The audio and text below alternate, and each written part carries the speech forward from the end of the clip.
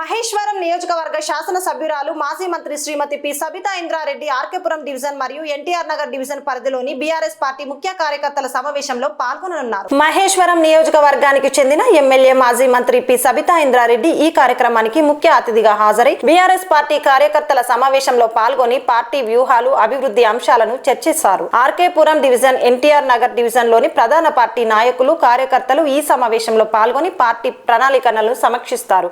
Party ఉత్సాహభరితంగా సమన్వయంతో ఈ సమావేశాన్ని నిర్వహించారు.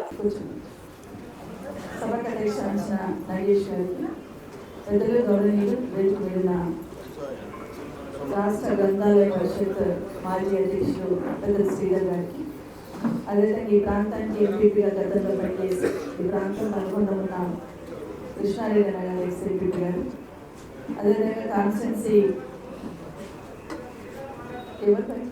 జనరల్ సెక్రటరీగా సోదరులు అరవింద్ శర్మ గారు, సోదరులు మహేందర్ రెడ్డి గారు, అదేవిధంగా సాజిద్ గారు, అదేవిధంగా శ్రీనివాస్, మిగతా వేదిక మీద ఉన్న సోదరులందరూ కూడా శ్రీనివాస్ రెడ్డి గారు, మహిళా అధ్యక్షులతో పాటు వివిధ అనుబంధ సంఘాలకు సంబంధించిన అధ్యక్షులందరూ ముఖ్యంగా ఈ కార్యక్రమం చెప్పగానే పనితో వదిలిపెట్టుకొని ఎంత పనినా కూడా పార్టీ కార్యక్రమం ఇంపార్టెంట్ అని ఇంత దూరం వచ్చి ఇంతసేపు వెయిట్ చేసుకున్న మా అక్క చెల్లెలకు, అన్నదమ్ములకు, గులాబీ దాంట్లో కుటుంబ సభ్యులందరికీ పత్రికా మీడియా సోదరులు కూడా చేతులు వచ్చి నమస్కరిస్తా ఉన్నాం.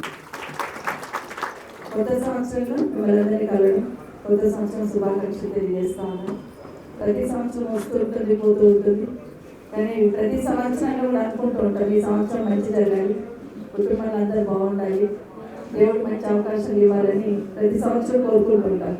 అట్లాగే నేను కూడా మనస్ఫూర్తిగా నా కుటుంబ సభ్యులకు అందరికీ కూడా మంచి జరగాలని ఈ సంవత్సరం అందరూ కలిసి మనస్ఫూర్తిగా కోరుతూ మరొకసారి కొత్త సంవత్సరం శుభాకాంక్షలు. పార్టీ ప్రెసిడెంట్ శేఖర్తో పాటు అందరికీ కూడా శుభాకాంక్షలు.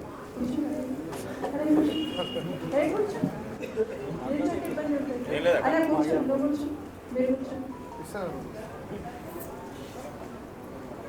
చాలా మంది ఉన్నారు. నరసింహగౌడ్ అందరూ కూడా వేదిక మీద వేదిక ముందు చాలా మంది ఉన్నారు. చాలా మంది సోదరులు ప్రతి ఒక్కరిని పేరు పేరున ప్రస్తావించాల్సిన వాళ్ళు. మా మహిళా సోదరులు అయితే ఎక్కడ కూడా నియోజకవర్గంలో ఏ మండలంలో ఏ కార్పొరేషన్లో ఏ డివిజన్లో లేని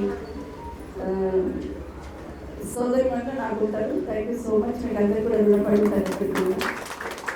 గత ఎన్నికల్లో 3వ సారి పోటీ చేసిన గతంలో మొదటి 2 సార్లు కూడా నాకు మైనస్ ఆర్కేపురం సరూనగర్, కానీ మొన్న నాకు ఆర్కేపురం సరూనగర్లో ప్లేస్ వచ్చింది. అదంతా మీ కష్టం ఫలితమే.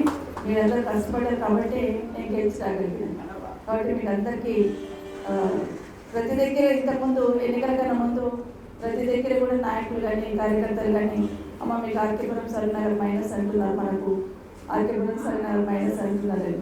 కానీ ఇప్పుడు ప్రతిసారి నేను మీరే చెప్తున్నా, ఆర్కేపురం సరూనగర్ వాళ్ళు ఎట్లా పని చేసి మెజారిటీ తెచ్చారో ఒకసారి చూసుకొని నేను చెప్తా ఉంటాను. కాబట్టి మీకు అందరికీ కూడా ఇక్కడ ఉన్న ప్రతి సోదరుడికి ప్రతి సోదరునికి కూడా ఎన్నికలు ఎట్లా పని చేశారో, ఎన్నికల కన్నా ముందు పనిచేశారు, పార్టీ ఆదేశం ఇస్తే ఇమీడియట్గా వస్తూ ఉంటారు. మీరు అందరికీ ప్రత్యేకంగా ధన్యవాదాలు. ముందు మా అక్క చెల్లెలకు ధన్యవాదాలు తెలియజేస్తాము. అయితే గతంలో 10 సంవత్సరాలు అధికారంలో ఉన్నాం.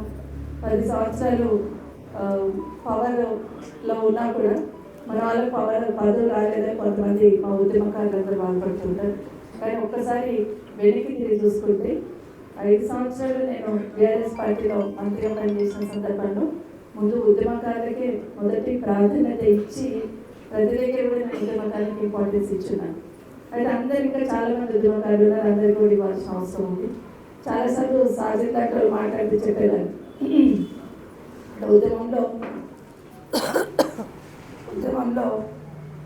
ఉద్యమాన్ని నడిపించాలంటే కుటుంబాలను వదిలిపెట్టి ఫైనాన్షియల్ ప్రాబ్లమ్స్ ఉన్నా కూడా కేసులకు భయపడకుండా ఉద్యమం చేసిన వాళ్ళకి ఆ విలువ తెలుస్తుంది.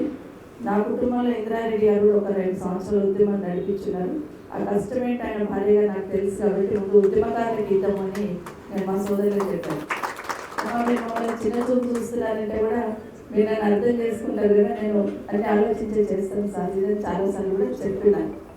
వాస్తవం వాళ్ళు నాతో 15 సంవత్సరాల నుండి నడిచినా కూడా నేను మొదటి ప్రాధాన్యత ఉద్యమకారులకు ఎదిగించానంటే ఆ ఉద్యమంలో నా కష్టం ఏంటో తెలుసు.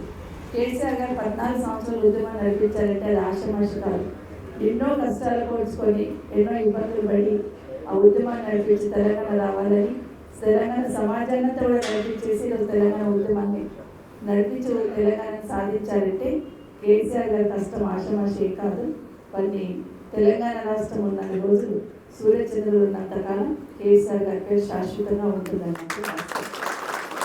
ఎవరు ఎంత ఆయన ప్రాధాన్యత తగ్గించాలని ప్రయత్నం చేసినాం, ఎవరు ఎంత ఆయన నష్టం జరగాలని కోరుకున్నా తెలంగాణ ప్రజల ఆశీస్సులు కేసీఆర్ గారి మీద మెండుగా ఉంటాయని మాత్రం నాకు ప్రగాఢ నమ్మకం అని కూడా మీకు అందరికీ తెలియజేస్తా ఉన్నాను. ఒక మాట చెప్తే ఇప్పుడు నగేష్ అన్నాడు, కేసీఆర్ గారు ఏంటి ఈ ఇంట్లో ఉన్నాడా అని బయట వాళ్ళు వచ్చి అన్నారు కదా అని నేను అంటున్నాను. ఒకటి అంటే మాటలో సందర్భం వచ్చిందిగా చెప్తున్నాను.